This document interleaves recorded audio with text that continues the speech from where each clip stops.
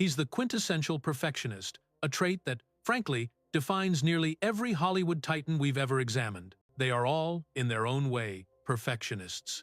And Jack Nicholson? He has never been a man to conceal his true feelings, armed with that absolutely lethal smile, and those unforgettable eyes, which always held a spark of magnificent chaos. His entire existence, his legendary career, has been built upon a bedrock of unflinching, brutal honesty. And now, at the ripe age of 88, with the glittering lights of the Hollywood hills fading in his rearview mirror, the whispers are deafening. He is finally naming names.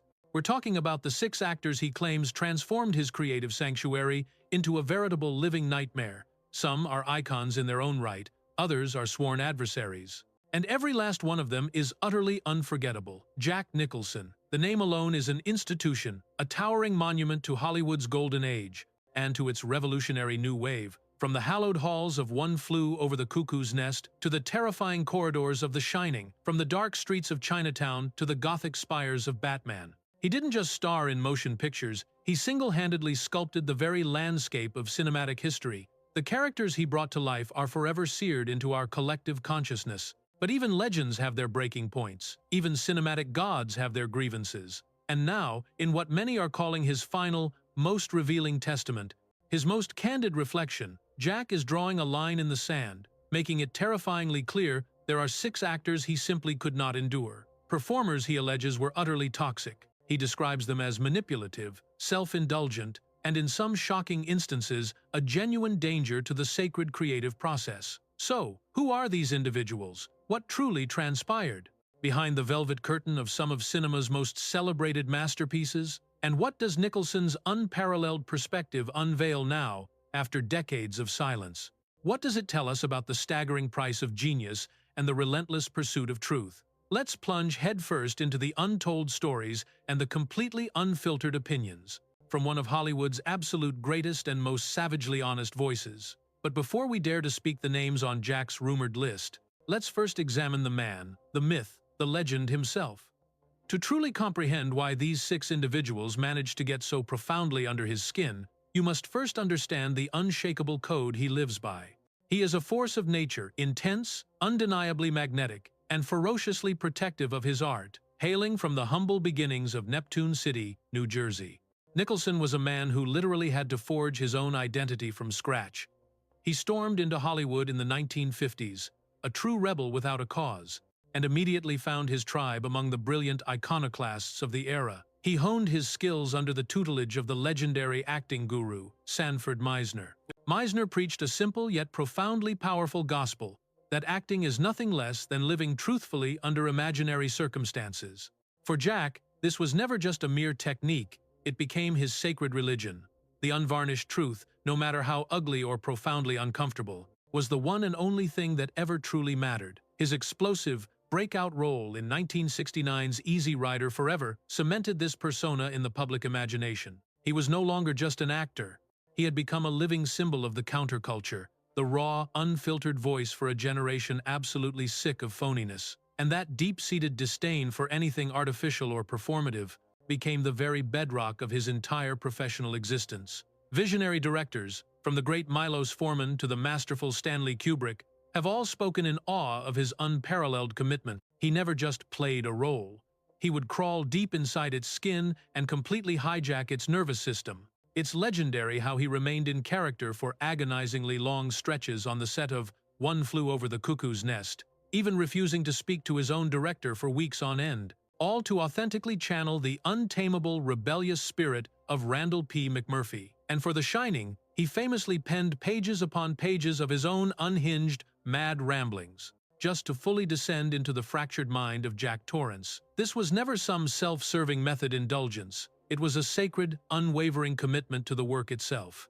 And from that fire, his ironclad code was forged: show up, be relentlessly prepared, tell the absolute truth, and above all, bring something dangerous and electric to the table. You did not dare waste his time with ego, with laziness, or with some shallow performance that you merely cooked up in front of your bathroom mirror. Bring your A-game, bring your entire soul, or do not even bother to show up at all. And when that sacred code was shattered, believe me, he never, ever forgot. The very first name on Jack's infamous list is, perhaps the most heartbreaking of all. We're talking about the man who was his idol, a veritable god of modern acting, and ultimately, his most profound professional disillusionment, the one and only Marlon Brando. To say Nicholson idolized Marlon Brando is a colossal understatement. For Jack, and for an entire generation of serious actors, Brando was nothing short of a messiah. His raw, exposed vulnerability, and his volcanic performances in A Streetcar Named Desire and On the Waterfront didn't just tear up the rulebook, they incinerated it, forging an entirely new language for the art of acting. So you can only imagine the sheer elation when Nicholson was handed the golden opportunity to co-star with his ultimate idol in the 1976 Western The Missouri Breaks. This was supposed to be the culmination of a lifelong dream, an epic collision of two acting titans, guided by the masterful direction of Arthur Penn. The expectations weren't just high, they were absolutely stratospheric, but the reality of working with Brando? It was a nightmare of a different kind. The genius Nicholson had worshipped from afar was, in the flesh, a mere phantom, a hollow echo of his former greatness, completely consumed by a baffling and infuriating apathy. Day after day, Nicholson would arrive on set, every line flawlessly memorized, absolutely primed to go toe-to-toe with his hero. But Brando, as he would devastatingly discover, wasn't even playing the same game. He never knew his lines. Not a single time, Jack was reported to have lamented. This is the man who single-handedly invented the modern art of screen acting, and he's got cue cards plastered on every damn lamp, practically taped to every other actor's forehead. He would read a line off a prop banana if you let him. It was an absolute joke. He was a genius, yes, but an unforgivably lazy one. And in my book, a lazy genius is just a sophisticated word for a fraud. Brando's on-set antics spiraled into the stuff of legend. He was paid an astronomical sum, only to show up profoundly overweight and made increasingly outlandish character choices that seemed engineered for an audience of one himself. He adopted a peculiar, lilting Irish accent and paraded around on screen in bonnets and dresses, decisions that left both the director and his co-stars utterly bewildered. For Nicholson, this wasn't some eccentric display of artistry. It was a deeply profound act of disrespect to every single person who showed up ready to work. There's a razor-thin line between genius and self-indulgence, Jack would say, and Brando danced on it every single day, usually with his back turned to the camera so he could sneak a look at his lines. I came to work to forge something real, to unearth some profound truth out there in the dirt. He came to work to entertain himself. It wasn't a performance, it was a private party for his own amusement, and the rest of us weren't invited. It genuinely broke my heart a little, you know, to watch your hero degenerate into a caricature of his former self.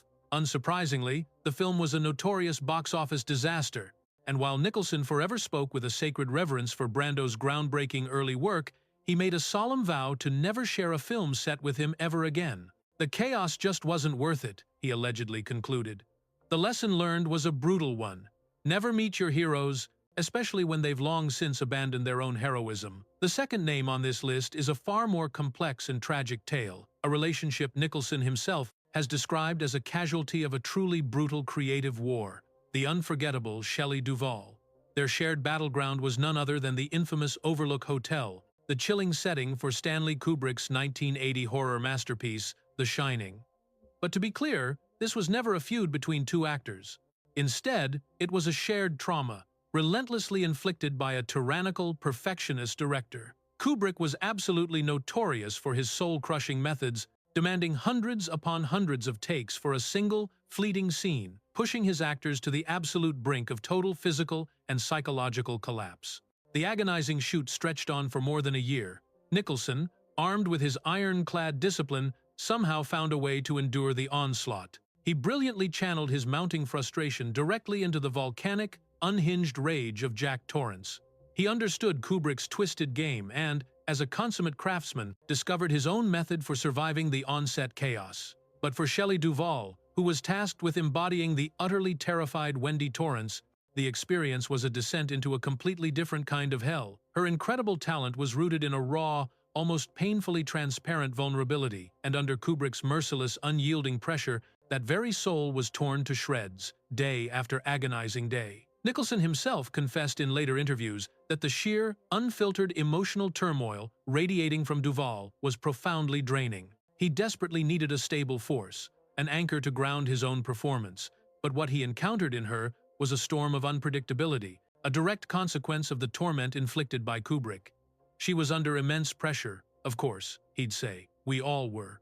Stanley was like a general fighting a war, and we were just his soldiers in the trenches, but my God, it was as if she carried the hurricane onto the set with her every single morning. The inconsistency was maddening. One take would be absolutely brilliant and raw, and then you'd do the next one, and it would be a completely different performance. As an actor, you need a partner in the dance.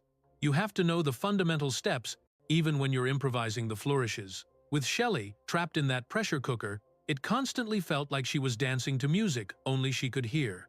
It was an impossible rhythm to find. Jack's immense frustration wasn't a personal attack on Duvall, but a reaction to the soul-crushing dynamic it forged on set. He craved a stable, professional core to anchor their monumental scenes, and instead, he felt the entire production was held hostage by her shattered nerves.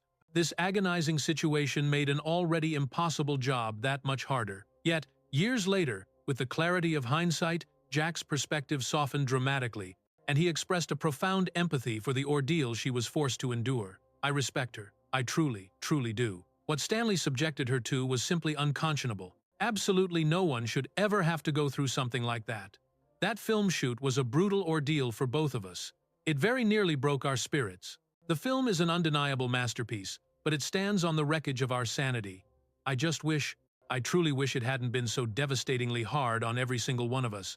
Now, the next name on this list represents a conflict not of age, but of fundamental artistic philosophies. Tom Cruise.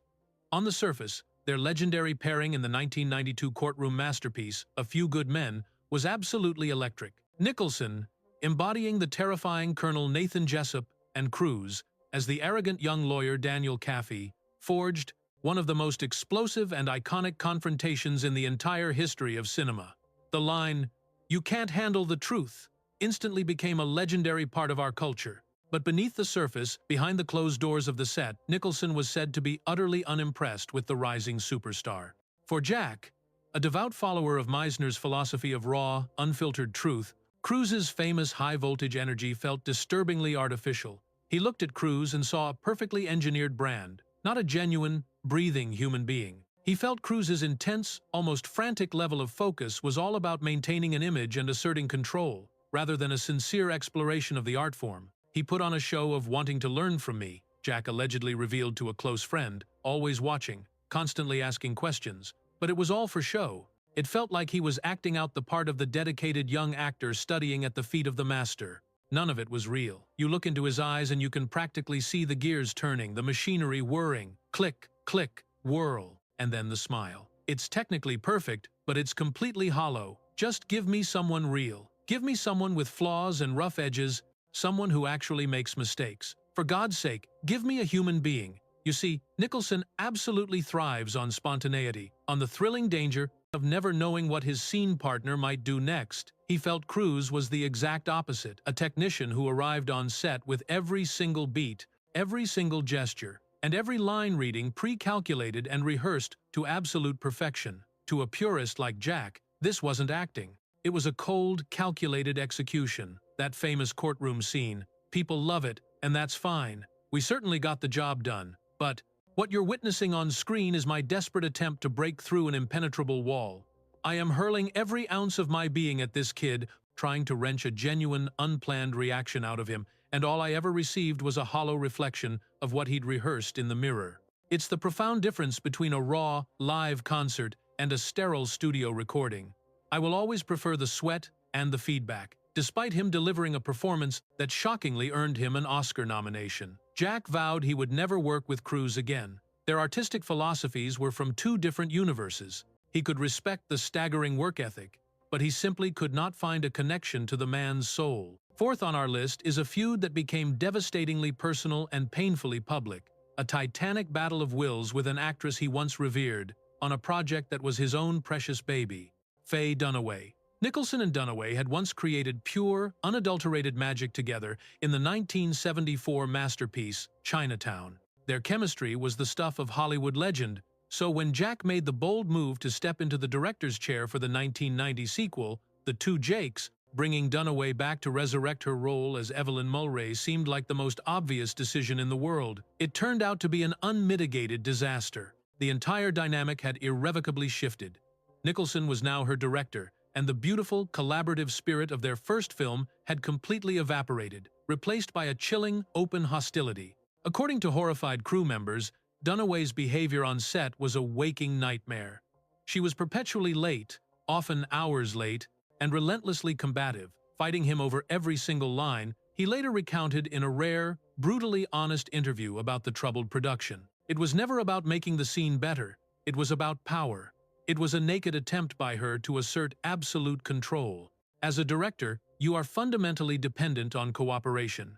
You need your actors to be your willing partners in the sacred act of telling the story. What I got from her was nothing short of sabotage. The tension became an unbearable, crushing weight. Jack, already juggling the immense pressure of directing, writing, and starring in the sequel to one of the greatest films ever made, was now trapped in a daily war of attrition with his own leading lady.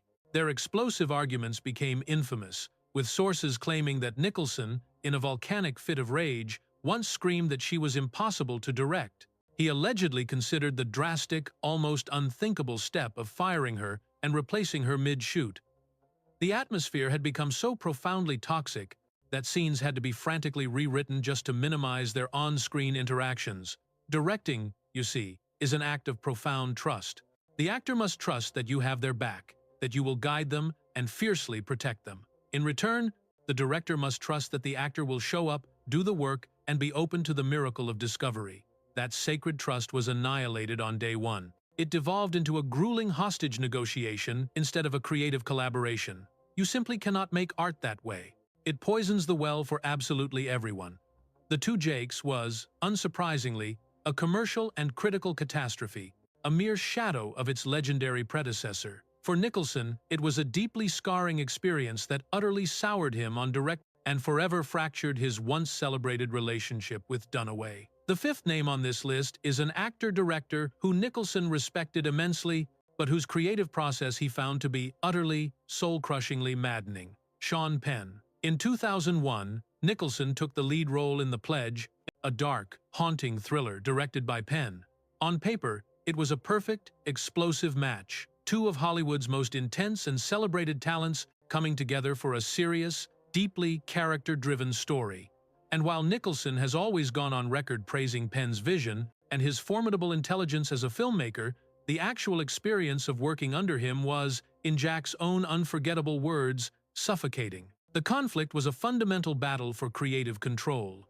Penn, known for his all-consuming obsession with gritty realism and his meticulous, exacting directorial style, possessed an unyielding vision for every single frame of the film. His quest was to capture a brutally raw, unvarnished truth, and he was utterly convinced the only path to it was through absolute, iron-fisted control. Now, for a titan like Nicholson, whose very genius erupts from raw instinct and electrifying spontaneity, and his uncanny gift for conjuring magic from the unplanned, this was nothing short of artistic torture. Sean demanded his way, always. Every pause, every glance, every single line reading was a finished painting in his mind.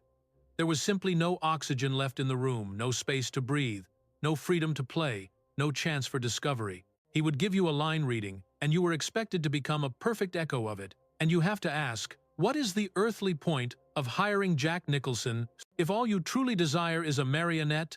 Nicholson felt as though he were in a creative straitjacket, describing the entire ordeal as soul-crushingly draining, with Penn's relentless, almost fanatical pursuit of his own brand of realism, systematically extinguishing every spark of life and energy on that set. "He's a brilliant guy, Sean, a true genius," Nicholson lamented, "but he's a painter, and he wants every single brushstroke to be exactly where he planned it. I'm not a brushstroke, I'm the damn paint. I'm going to splash around a little, see what happens." He couldn't handle that. He was directing a foregone conclusion, not a living performance. And for an artist like me, that is the kiss of death. It's like being commanded to run a marathon with your ankles chained together. And yet, while Nicholson delivered a hauntingly powerful and profoundly understated performance that drew universal acclaim, he and Penn have never shared a set again. It was the classic case of two brilliant, but fundamentally irreconcilable artistic souls colliding with explosive force. The final name on this list is, perhaps, the most shocking of all.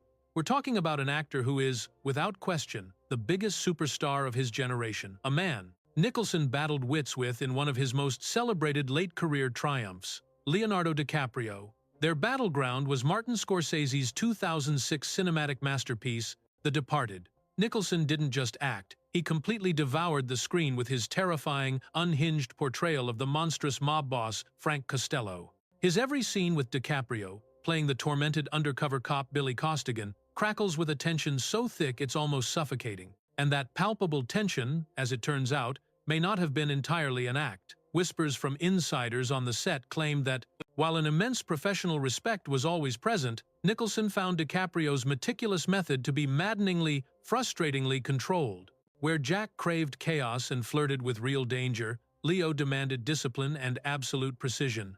He's just too controlled, Jack supposedly lamented about his younger co-star. Everything feels rehearsed, over-intellectualized. He's done all the homework. He knows the character's entire history. He knows exactly what he wants to achieve in the scene, but where is the danger? There's absolutely no chance he's going to do something that genuinely shocks you or, more importantly, even surprises himself. You see, Nicholson's entire process thrives on shattering boundaries and throwing his scene partners completely off balance. This brings us to the now infamous story from the set where, in the heart of an intensely volatile scene, Nicholson suddenly and unexpectedly brandished a very real firearm at a visibly stunned DiCaprio. A fearless Scorsese kept the cameras rolling, capturing Leo's raw, authentic shock and terror. That one, electrifying moment perfectly encapsulates their profoundly different philosophies. Nicholson was willing to inject true, palpable danger into a scene to provoke an undeniable truth. DiCaprio, a master of meticulous preparation, was utterly blindsided by the unscripted, terrifying chaos. As one source put it, Leo is a master craftsman. He builds a performance brick by perfect, flawless brick, and the result is a beautiful, impeccable structure when he's finished. But you can see every single brick. I don't want to see the bricks, Nicholson might as well have said. I want to see a goddamn house. A structure that could collapse at any given moment. That is the thrill. That is the essence of life itself. And from that chaos, a cinematic masterpiece was born.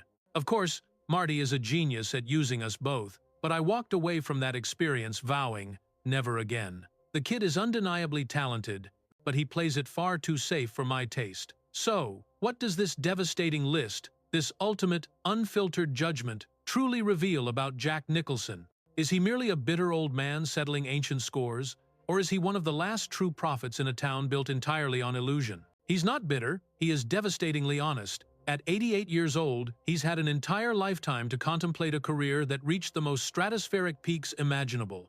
For him, this was never about personal vendettas, it's about a sacred, artistic code. The names on this list simply represent the multitude of ways that sacred code was violated through unforgivable laziness, through emotional turmoil, through soul-crushing phoniness, through monstrous ego, through suffocating tyrannical control, and ultimately, through a tragic lack of raw danger.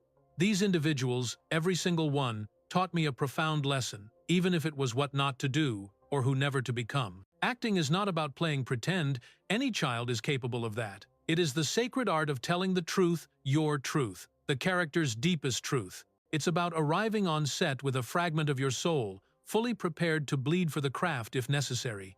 If you cannot show up with that truth, then I have no place for you beside me. It is as brutally simple as that. Now, whether you agree with his scathing judgments or not, one thing remains crystal clear. Jack Nicholson tells it exactly as he sees it, and his vision, honed by 60 grueling years in the Hollywood trenches, is as razor-sharp and unforgiving as ever. Were you absolutely stunned by any of the names on this list?